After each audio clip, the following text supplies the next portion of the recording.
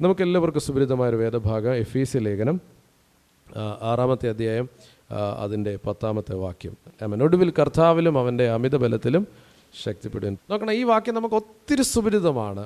ശക്തിപ്പെടേണ്ട ഒരു മേഖലയെക്കുറിച്ച് പറയുകയാണ്. എഫേസ്യ ലേഖനത്തെക്കുറിച്ച് നമ്മൾ പഠിക്കുമ്പോൾ അപ്പോസ്തലൻ പൗലോസ് പല ലേഖനങ്ങളും എഴുതുമ്പോൾ അതിന് കാരണമുണ്ട്. ഒന്നെങ്കിൽ ഒരു ഭിന്നതയുടെ വിഷയമായിരിക്കാം, അല്ലെങ്കിൽ ഒരു ഉപദേശത്തിൻ്റെ വിഷയമായിരിക്കാം, അല്ലെങ്കിൽ താൻ അവരെ അന്വേഷിക്കുന്ന ഫിലിപ്പിയിലെ സഭയൊക്കെ അവരുടെ വിശേഷങ്ങൾ അന്വേഷിക്കുന്ന എന്തെങ്കിലും ഒരു കാരണത്തിൻ്റെ ബേസിലാണ് പലപ്പോഴും പല ലേഖനങ്ങളും എഴുതപ്പെട്ടത്.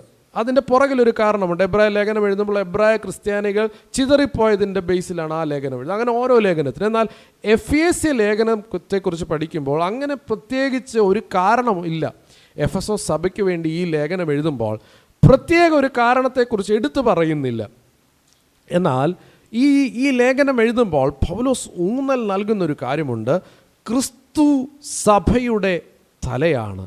ആ തലയുടെ ശരീരമാകുന്ന സഭയെക്കുറിച്ച് ഉള്ള ദൈവപ്രവൃത്തിയെ വിവരിക്കുന്ന ഒരു അനുഗ്രഹീതമായ ലേഖനമാണ് എഫേസ്യ ലേഖനം. ഒന്നുകൂടെ പറഞ്ഞാൽ കാരാഗ്രഹ ലേഖനങ്ങളിൽപ്പെട്ട ഒരു ലേഖനമാണ്. ആമേൻ. ഒന്നുകൂടെ ആ ലേഖനത്തെക്കുറിച്ച് പറഞ്ഞാൽ ലേഖനങ്ങളുടെ റാണി എന്നാണ് എഫേസ്യ ലേഖനത്തെക്കുറിച്ച് വേദപണ്ഡിതാക്കൾ പറയുന്നത്. അപ്പോൾ പ്രത്യേക ഒരു കാരണമില്ല, എന്നാൽ ഏറ്റവും ശ്രേഷ്ഠതയേറിയ ഒരു ലേഖനമാണ്. കാരണം എന്താണെന്നറിയാമോ? തലയായ ക്രിസ്തുവിനെ ഉയർത്തിപ്പിടിക്കുകയും ആ ക്രിസ്തു സഭയായ ശരീരത്തോട് ചേർന്നിരിക്കുകയും ചെയ്യുന്നതിൻ്റെ മാഹാത്മ്യത 1 മുതൽ 6 വരെയുള്ള അധ്യായങ്ങൾ വളരെ ശ്രേഷ്ഠമായി വിവരിച്ചിട്ടുള്ള ഒരു അനുഗ്രഹീതമായ ലേഖനമാണ് എഫേസ്യ ലേഖനം. അത് ആമേൻ ഓരോ അധ്യായങ്ങളും ഓരോ വാക്യങ്ങളും ആമേൻ നാം പഠിച്ചാൽ, വായിച്ചാൽ, മനസ്സിലാക്കിയാൽ നമ്മുടെ ജീവിതത്തിൽ വളരെ അനുഗ്രഹത്തിന് കാരണമായിരിക്കും. ഒന്നുകൂടെ ദൈവത്തിനൊന്ന് സ്തോത്രം ചെയ്യാം. ആമേൻ. ഈ വാക്യം നമുക്ക് വളരെ സുപരിതമായ വാക്യമാണ്. ആമേൻ. 6-ാമത്തെ അധ്യായം ഒടുവിലായിട്ട് പൗലോസ് അപ്പോസ്തലൻ പറയും, ഒടുവിൽ കർത്താവിലും അവൻ്റെ ആമീത ബലത്തിലും ശക്തിപ്പെടുവിൻ. നോക്കണം ദൈവമക്കളെ, ശക്തിപ്പെടേണ്ട ആവശ്യമുണ്ടോ?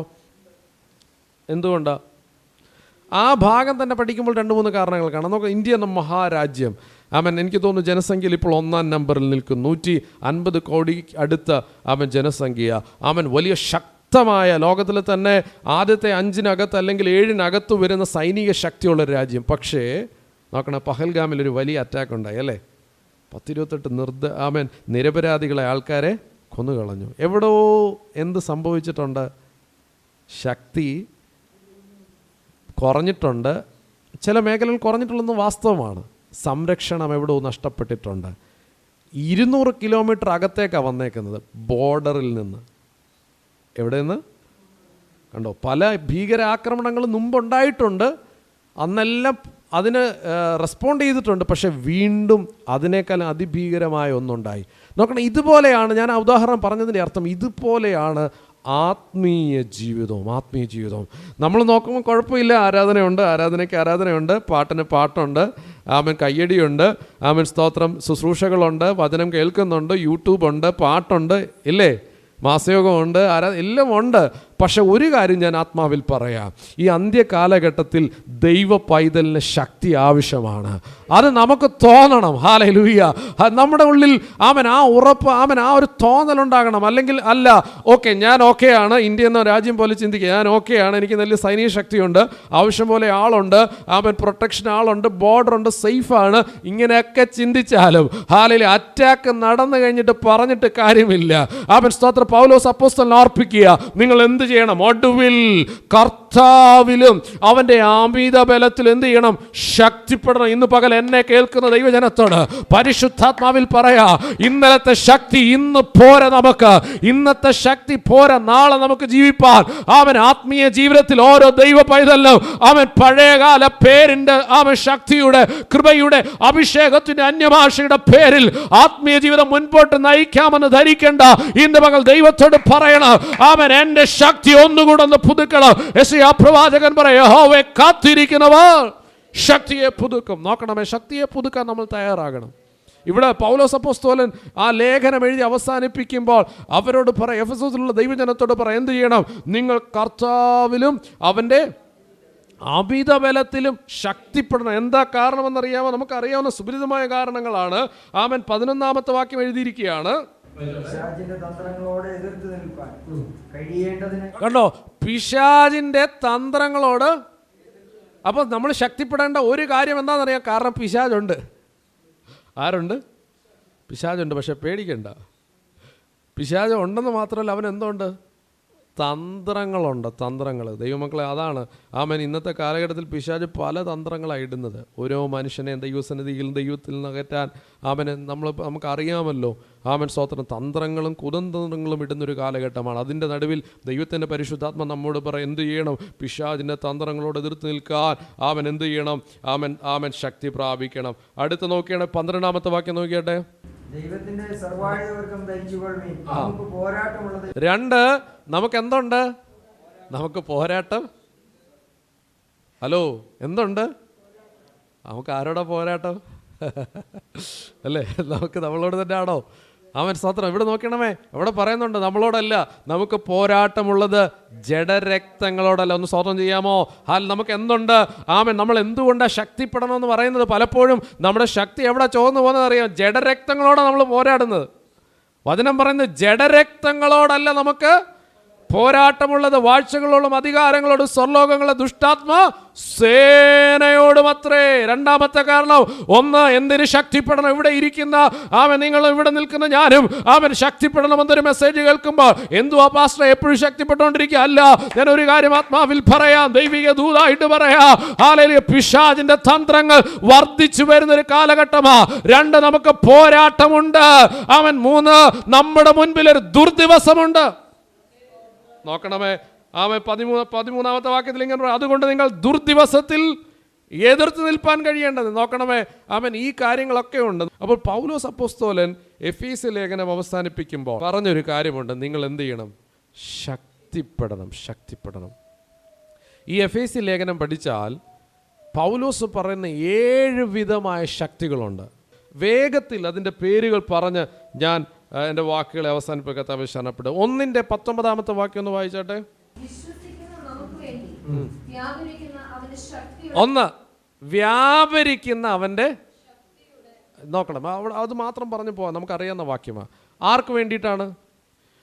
വിശ്വസിക്കുന്നവർക്ക് വേണ്ടി. നോക്കണമേ, നമുക്ക് വേണ്ടി വ്യാപരിക്കുന്ന ദൈവത്തിൻ്റെ ശക്തിയെക്കുറിച്ച് പറയുക. ഈ നമുക്ക് വേണ്ടി വെളിപ്പെടുന്ന ശക്തിക്ക് ഒരു തെളിവ് ഞാൻ വചനത്തിൽ നിന്ന് പറയാം. യേശുവിൻ്റെ ഇടത്തും വലത്തുമായി 2 പേരെ ക്രൂശീകരിച്ചിരിക്കുക. ദുഷ്പ്രവർത്തിക്കാരെന്ന് അവളുടെ പേര്. ഒരുത്തൻ തള്ളി പറഞ്ഞു, നീ കർത്താവാണോ? നീ രക്ഷിക്ക്, ഞങ്ങളെ വിടുവിക്ക് എന്നൊക്കെ പറഞ്ഞല്ലേ. മറ്റവൻ അവിടെ നിന്ന് പറഞ്ഞു, നീ രാജ്യത്വം പ്രാപിച്ചു വരുമ്പോൾ എൻ്റെയും കൂടെ. അവൻ ദൈവമാണെന്നും ദൈവപുത്രനാണെന്നും ക്രൂശിൽ കിടന്ന മറ്റേ കള്ളൻ. അവൻ്റെ പേരും ദുഷ്പ്രവർത്തിക്കാരനാണ്. അവൻ കുറ്റം ചെയ്തവനാ. പക്ഷെ ഒറ്റ മിനിറ്റ് കൊണ്ട് എന്ത് ചെയ്തു? അവൻ്റെ പാപത്തെ വലിച്ചെടുത്തു, അവനെ വിടുവിച്ചു. ലോകത്തിൽ ആർക്കും ചെയ്യാൻ കഴിയാത്ത ഒരു ശക്തി. എപ്പോഴത് വെളിപ്പെട്ടെ? ക്രൂശിൽ കിടന്ന് ഒരുത്തൻ വിശ്വസിച്ചു, ഒരുത്തൻ വിശ്വസിച്ചില്ലേ. രക്തം നൽകി നമ്മെ വീണ്ടെടുത്ത ആ ശക്തി ഉണ്ടല്ലോ, അതിൻ്റെ അപ്പുറം ഒരു ശക്തിയില്ല. ഒന്ന് സ്തോത്രം ചെയ്യാമോ? ഹല്ലേലൂയ. അതുകൊണ്ട് അപ്പുറം നമുക്ക് വേണ്ടി ആർക്കാ? ഈ ലോകത്തിൽ പഠിച്ചവരെത്ര ഉണ്ട്? ഉന്നതരെത്ര പേരുണ്ട്? പക്ഷെ നമ്മളെന്താ വീണ്ടെടുത്തേ? നമ്മളത് വിശ്വസിച്ചു.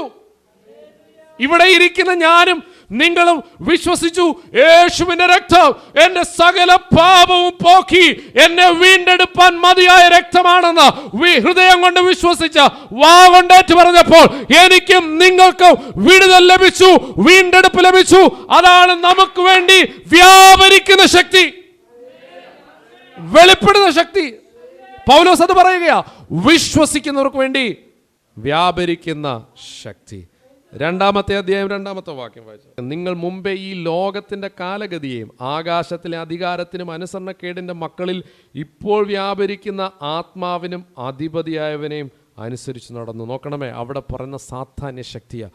ആകാശത്തിൻ്റെ അധിപതിയായവൻ, അനുസരണക്കേടിൻ്റെ ആത്മാവ്, ഇപ്പോഴും ആ ശക്തി നിലനിൽക്കുന്നുണ്ട്. ഇന്ന് പകലിൽ നമുക്കറിയാം, നമ്മുടെ ചുറ്റും ദൈവിക ശക്തി നമുക്ക് വേണ്ടി വ്യാപരിക്കുമ്പോഴും ഈ ദേശത്തിനകത്ത് എന്തുണ്ട്? അന്ധകാര ശക്തി ഉണ്ട്. അവൻ അനുസരണക്കേടിൻ്റെ ശക്തിയുണ്ട്. ആകാശമണ്ഡലങ്ങളിൽ അധിപതിയായവൻ അവൻ ഇപ്പോൾ വ്യാപരിക്കുന്ന ഒരു ആത്മാവിൻ്റെ ശക്തി, ഒരു ദുരാത്മാവിൻ്റെ ശക്തിയെക്കുറിച്ച് ആര് പറയുകയാ? പൗലോസ് പറയും, ഇന്ന് പകലിൽ ഞാനും നിങ്ങളും മറന്നു പോകരുത് കേട്ടോ, മറന്നു പോകരുത്. ദൈവത്തിൻ്റെ ശക്തിയെക്കുറിച്ച് പൗലോസ് പറഞ്ഞിട്ട് അവരെ ഓർപ്പിക്കുക, നിങ്ങൾ മുൻപേ ആ ശക്തിക്ക് കീഴ്പ്പെട്ടിരുന്നവരാ. നമ്മൾ പലപ്പോഴും മറന്നു പോകുന്നൊരു കാര്യമുണ്ട്. ആമേൻ, ഹല്ലേലൂയ. നാം പാർക്കുന്ന ഈ ലോകത്തിൽ ആമേൻ ദുഷ്ടൻ്റെ ശക്തിയുണ്ട്. അതാ നാം വായിച്ചത്. ആമേൻ, നമുക്ക് പോരാട്ടമുള്ള ജഡരക്തങ്ങളോടുള്ള വാഴ്ചകളോടും അധികാരങ്ങളോടും സ്വർലോകങ്ങളിലെ ദുഷ്ടാത്മ സേനയോടും അത്ര. ഇന്ന് പകൽ ആത്മാവിൽ ദൂത് പറയാം, ദൈവവേദനയിലെ ദൈവശക്തിക്ക് അകത്ത് വന്ന നിനക്ക് എപ്പോഴും സാത്താന്യ ശക്തിയെക്കുറിച്ച് ഒരു അവബോധമുണ്ടായിരിക്കണം. നീ അത് മറന്ന് പെരുമാറരുത്, നീ അത് മറന്നൊരു വാക്ക് പറയരുത്. അവൻ ആകാശത്തിൻ്റെ അധിപതിയാ, അവൻ ഭൂമിയുടെ പ്രഭുവ, ഈ ലോകത്തിൻ്റെ പ്രഭുവ. അവൻ ഊടാടി സഞ്ചരിച്ചു കൊണ്ടിരിക്കുക, ആരെ വിഴുങ്ങേണ്ടെന്ന് നോക്കിക്കൊണ്ടിരിക്കുക. അവൻ പ്രതിയോഗിയ. പക്ഷെ നീ അവനെ ഭയപ്പെടണ്ട. നിന്നെ വീണ്ടെടുത്ത, നിന്നെ ശക്തീകരിച്ച, നിന്നെ പുറത്തു കൊണ്ടുവന്നൊരു ദൈവമുണ്ട്. ആമേൻ. പക്ഷെ അതേ സമയം തന്നെ എന്റെയും നിങ്ങളുടെയും അകത്ത് ആ ഒരു ബോധ്യം വേണം. യെസ്, നാം ആയിരിക്കുന്ന ശത്രുവിന്റെ ശക്തി നിറഞ്ഞൊരു ലോകത്തിലാണ്.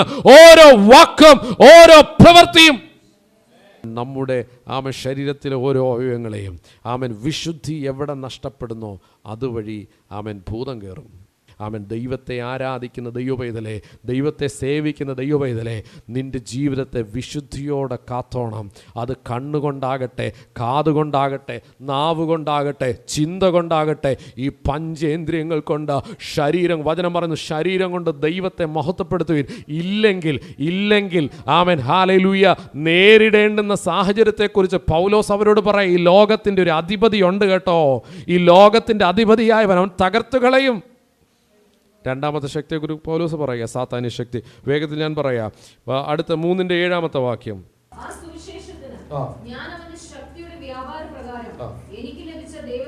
അടുത്തത് അവൻ്റെ ശക്തിയുടെ വ്യാപാരം. ഒന്നാമത്തെ ശക്തിയുടെ പ്രത്യേകം നമുക്ക് വേണ്ടി വ്യാപരിക്കുന്ന അവൻ്റെ ശക്തി. ഇവിടെ പറയുക അവൻ്റെ ശക്തിയുടെ വ്യാപാരം. രണ്ടും തമ്മിൽ വ്യത്യാസമുണ്ട്. എന്താ ഇവിടുത്തെ? ഒന്നാമത്തെ എന്നെ നിങ്ങളെ ഒറ്റയ്ക്ക് വിളിച്ച് വാർതിരിക്കാൻ വേണ്ടി വെളിപ്പെട്ട ദൈവശക്തി. രണ്ടാമത് ഇവിടെ പൗലോസ് പറയാം സുവിശേഷത്തിന് വേണ്ടി വ്യാപരിക്കുന്ന ദൈവശക്തി. അതിൻ്റെ പ്രത്യേകത എന്താണെന്നറിയാമോ? അവൻ കാലങ്ങൾക്ക് പുറകിൽ അനേകർ വിശ്വസിച്ചു, വിചാരിച്ചു ഈ മാർഗത്തെ ഇടിച്ചില്ലാതാക്കാം, തകർത്ത് കളയാം, ജയിലിൽ അടയ്ക്കാം, ദുഷ്ടമൃഗങ്ങളുടെ മുൻപിലേക്ക് ആളുകളെ ഇട്ടുകൊടുക്കാം, അപ്പോസ്തലന്മാരെ നശിപ്പിക്കാം, ദൈവജനത്തെ നശിപ്പിക്കും. പക്ഷെ ഇന്നും കഴിഞ്ഞിട്ടില്ല. അവൻ ദൈവനാമത്തിന് വിരോധമായി നിന്ന ശൗലിനെ അവൻ പൗലോസാക്കി മാറ്റിയപ്പോൾ പൗലോസ് പറയുക സുവിശേഷത്തിന് വേണ്ടി വ്യാപരിക്കുന്ന ഒരു ശക്തി. അവിടെ നിന്നുകൊണ്ട് ഒരു ഇതുകൂടെ പറയാം, ദൈവനാമത്തിന് വേണ്ടി നീ നിന്നാലുണ്ടല്ലോ, നിനക്ക് വേണ്ടി വെളിപ്പെടുന്ന ശക്തി ചില്ലറ ശക്തിയല്ല. ഒന്ന് സ്തോത്രം ചെയ്യാമോ? ആമേൻ, ഹല്ലേലൂയ. നിനക്ക് വേണ്ടി കാവൽ ചെയ്യുന്ന, നിനക്ക് വേണ്ടി സംസാരിക്കുന്ന, നിനക്ക് വേണ്ടി ഇടപെടുന്ന, നിനക്ക് വേണ്ടി സ്റ്റെപ്പ് വെക്കുന്ന, ഇത് രണ്ടും വ്യത്യാസമാ. ഒന്ന്, ഞാനും നിങ്ങളും വിശ്വസിക്കുമ്പോൾ രക്ഷയിലേക്ക് നയിക്കുന്ന ശക്തി. രണ്ട്, സുവിശേഷത്തിന് വേണ്ടി നിൽക്കുമ്പോൾ, വചനത്തിന് വേണ്ടി നിൽക്കുമ്പോൾ വെളിപ്പെടുന്നൊരു ശക്തി. ഈ ലോകത്തിലെ ഒന്നിനും തകർക്കാൻ കഴിയാത്ത അവന്റെ ശക്തിയുടെ വ്യാപാരം, കാലങ്ങൾക്ക് തകർക്കാൻ കഴിയാത്ത. വേഗത്തിൽ ആമൻ. ഇനി 3:16 വാക്യം.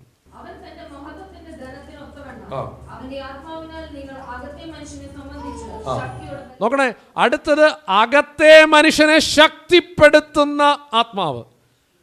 അടുത്ത ശക്തിയുടെ പ്രത്യേകത ഈ പുറമേയുള്ള മനുഷ്യനല്ല.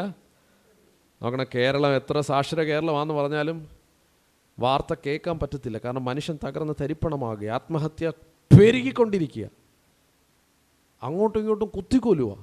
എന്താ കാരണം? അകത്തെ മനുഷ്യന് ശക്തിയില്ല. എത്ര പഠിത്തമുള്ളവരാണെങ്കിലും, എത്ര കഴിവുള്ളവരാണെങ്കിലും, എത്ര സമ്പത്തുള്ള നോക്കണമേ, അല്ലേ? എന്തെല്ലാം ഉണ്ടെന്ന് പറഞ്ഞാൽ എന്തോ അടുത്ത മിനിറ്റ് ഫെയിലാവുക. ഇതൊന്നും ഇല്ലാത്തൊരു ഇന്നും ജീവിക്കുന്നു, അല്ലേ? കാരണം എന്താ? അകത്തെ മനുഷ്യന് ശക്തിയില്ല. പൗലോസ് പറയുക, നിങ്ങളുടെ അകത്തെ മനുഷ്യനെ ശക്തിയോടെ ബലപ്പെടുത്തുന്ന ദൈവത്തിന്റെ ഇന്ന് പകൽ എത്ര പേർക്കൊന്ന് സ്വാതന്ത്ര്യം ചെയ്യാൻ കഴിയും? അകത്തെ മനുഷ്യനെ ശക്തിയോടെ ബലപ്പെടുത്തും. അകത്തെ മനുഷ്യനെ ശക്തിയോടെ ബലപ്പെടുത്തും. ഇന്ന് പകൽ ദൈവത്തോട് പറഞ്ഞാട്ട് എന്റെ അകത്തെ മനുഷ്യനെ ശക്തിയോടെ ബലപ്പെടുത്തണം. ഏലിയാവ് തളർന്നു പോയി ചൂരച്ചെടിയുടെ ചുവട്ടിൽ കിടന്നിട്ട് പറയുക, കർത്താവേ മതി, യഹോവേ മതി. പക്ഷെ അവനെ തട്ടി എഴുന്നേൽപ്പിച്ച് അടയും വെള്ളവും കൊടുത്തിട്ട് പറയാം, നിനക്കിനിയും ദൂരെ യാത്ര ചെയ്യുവാനുണ്ട്. ഇതിന്റെ അകത്ത് ദൈവത്തിന്റെ പരിശുദ്ധാത്മാവ് ആരോടൊക്കെ വ്യക്തമായി പറയുക, അകത്ത് മനുഷ്യനെ ശക്തിപ്പെടുത്തുവാൻ ദൈവം ആഗ്രഹിക്കുന്നു. ഹല്ലേലൂയ. അഞ്ചാമത്തെ കാര്യം എഫീസ്യർ 3:20.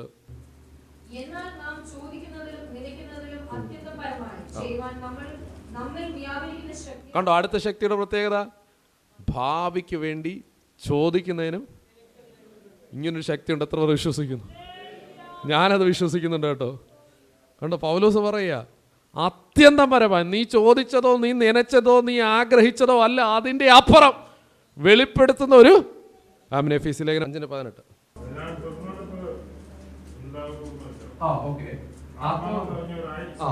മതി. അവിടെ പറയുന്ന ശക്തി ആത്മാവ് നിറയുന്ന ശക്തി. നേരത്തെ നമ്മളൊരു പറഞ്ഞ പാട്ട് പാടിയായിരുന്നു, നിറയ്ക്കുക നിൻ അഗ്നിയാൽ, നിറയ്ക്കുക നിൻ ശക്തിയാൽ, നിറയ്ക്കുക നിൻ ജീവനാൽ. ഇനി ഈ ശക്തിയെക്കുറിച്ചും കൂടെ പറഞ്ഞ് ഞാൻ വേഗത്തിൽ അവസാനിപ്പിക്കാം. പൗലോസ് പറയുന്ന 6-ാമത്തെ ശക്തിയുടെ പ്രത്യേക ആത്മാവ് നിറയുന്ന ആത്മാവിൻ്റെ ശക്തി. ഈ ആത്മാവ് നിറഞ്ഞാലുള്ള ഗുണം എന്താണെന്നറിയാമോ? 22-ാമത്തെ വാക്യം വായിച്ചാട്ടെ.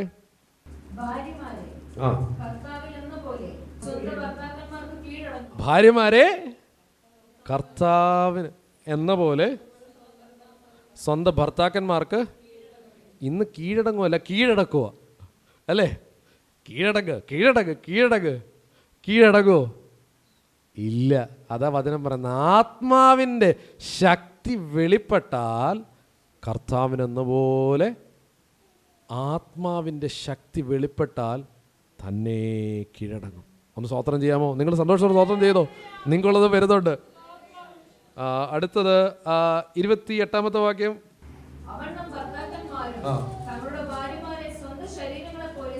കണ്ടോ, അവർക്ക് ആഗ്രഹം ഇത്രയേ ഉള്ളൂ, കീഴടങ്ങൊന്നും വേണ്ട. എന്തോ ചെയ്യണം? സ്വന്തം ശരീരത്തെ പോലെ സ്നേഹിക്കണം. അതിനാ സ്നേഹിക്ക്. സ്നേഹം കിട്ടുന്നില്ലേ അല്ലേ? ഇതൊക്കെയല്ലേ നമ്മൾ കേൾക്കുന്നത്. ഒന്നും ചെയ്യണ്ട, ആത്മാവിന് വേണ്ടി പ്രാർത്ഥിച്ചാൽ മതി. എന്ത് പ്രാർത്ഥിക്കണം? സഹോദരിമാരെ പ്രാർത്ഥിക്കണം, ആത്മാവിൻ്റെ ശക്തി ഇവിടെ വെളിപ്പെടാൻ. സഹോദരന്മാർ പ്രാർത്ഥിക്കണം, ആത്മാവിൻ്റെ ശക്തി ഇവിടെ വെളിപ്പെടാൻ. ഭാര്യമാർ കീഴടങ്ങും, ഭർത്താക്കന്മാർ സ്നേഹിക്കും. പലപ്പോഴും ഈ ലോകത്തിൽ നടക്കുന്ന കൗൺസിലിങ്ങാ, പല കാര്യങ്ങളാ, അല്ലെങ്കിൽ പൈസയാ, കാര്യങ്ങളാ, ഒന്നും നടക്കും, സകലവും കുളമായി കിടക്കുക. പക്ഷെ പ്രാർത്ഥിക്കണം ആത്മാവിൻ്റെ.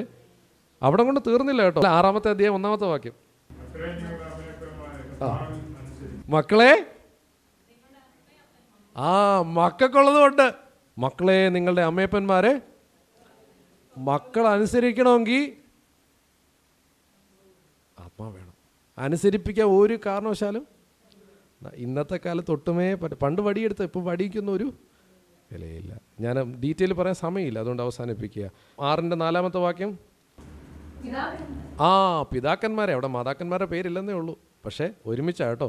ആത്മാവിൻ്റെ ശക്തി വെളിപ്പെട്ടാലുള്ള കാര്യങ്ങൾ പൗലോസ് 1, 2, 3, 4 എന്ന് പറഞ്ഞ് പറയും. 1, ഭാര്യമാർ അവർ കീഴടങ്ങും. 2, ഭർത്താക്കന്മാർ അവർ സ്നേഹിക്കും. 3, മക്കൾ അനുസരിക്കും. 4, മാതാപിതാക്കൾ അവർ കരുതും, അവർ സ്നേഹിക്കും. 5, ദാസന്മാരുടെ കാര്യം എന്ന് പറഞ്ഞാൽ ഒരു വീട്ടിലെ, ഒരു കുടുംബത്തിലെ സകലതും ഓർഡറാവും. പൗലോസ് ശക്തികളെക്കുറിച്ച് പറഞ്ഞു വരിക. വ്യക്തിപരമായി വെളിപ്പെട്ട ശക്തി, സുവിശേഷത്തിന് വേണ്ടി വെളിപ്പെട്ട ശക്തി, ഈ ലോകത്തിൽ നിലനിൽക്കുന്ന ശക്തി, ഭാവിക്ക് വേണ്ടി കരുതുന്ന ശക്തി, അകത്തെ മനുഷ്യനെ ബലപ്പെടുത്തുന്ന ശക്തി. 6-ാമതായിട്ട് പറയുക ആത്മാവിൻ്റെ ശക്തി. ആ ശക്തിക്ക് സകലതും ഓർഡർ ചെയ്യും. ഇതെല്ലാം കഴിഞ്ഞിട്ട് പൗലോസ് പറയുകയാ, ഒടുവിലൊരു ശക്തിയുണ്ട്. ഇനി കർത്താവിലും അവൻ്റെ അമിത ബലത്തിലും ശക്തിപ്പെടണം. എന്തിനാണെന്നറിയാമോ? അവൻ്റെ വരവ് വരെയും നിലനിൽക്കാൻ, ആ വരവിലെടുക്കപ്പെടാൻ, ആ നിശ്ചയത്തിൽ എത്തിച്ചേരാൻ. ഹല്ലേലൂയ. അവൻ ഒടുവിൽ വേണ്ടുന്ന ഒരു ശക്തിയുണ്ട്, അത് അവന്റെ അമിത ബലമാ.